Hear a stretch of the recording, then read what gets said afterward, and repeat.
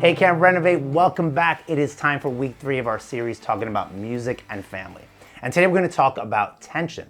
Have you ever been in some tension? I think we all have at some point. When you think about tension on a guitar, it's a good thing. When you change the tension of a guitar string like this one, it changes the pitch of the string. Listen to this, right? It goes up and down. And the tighter or the more tension there is, the higher the pitch of the string is. And as you loosen the guitar and the tension on that string, the lower the pitch goes. The tension is crucial for making the guitar sound right. And there it sounds right, and there's a specific pitch that you want each string to be at, so then the guitar sounds great, like this. Right now it sounds in tune. Camp Renovate, we can look at tension in our families as a bad thing or something to turn away from, but really, tension is good, even necessary. But it's how we respond and handle tension that matters. We're gonna look at what the Bible says about tension and how we can respond to handling tension. Now in 1 John chapter 3, verses 10 through 18, we see the Apostle John talking about tension and how Jesus calls us to love one another. Let's read together in verse 10. So now we can tell who are the children of God and who are the children of the devil. Anyone who does not live righteously and does not love other believers does not belong to God. So even that verse alone says that we should be able to tell who truly loves Jesus and who doesn't by the way they love others. As we keep reading, John gives us an example of what not to do. He uses the brothers Cain and Abel to do so, Adam and Eve's sons. It says, "This is the message you have heard from the beginning. We should love one another. We must not be like Cain, who belonged to the evil one and killed his brother."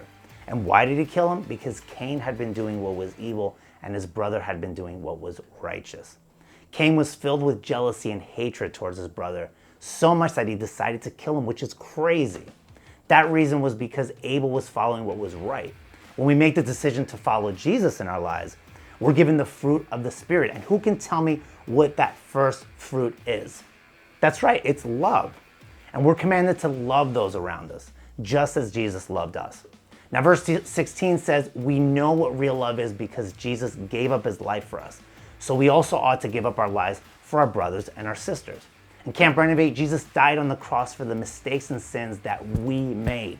He gave us his life to show his love for us, and we can do that same thing for those whom we love.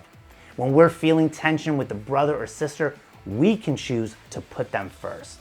And let's be honest, most of our arguments normally the next day, they don't mean anything, right? We totally forget what it was about. Our own pride can get in the way of us actually discussing whatever's at hand. Let's end by reading verse 18.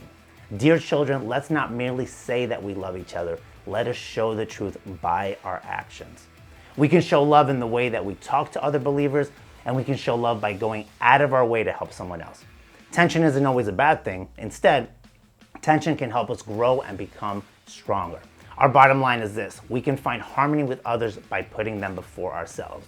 Camp Renovate, I hope you had a great time this week. I love learning about why it's so important to put others first and how we can show our love for everyone around us. Have a great time. I'll see you guys next week.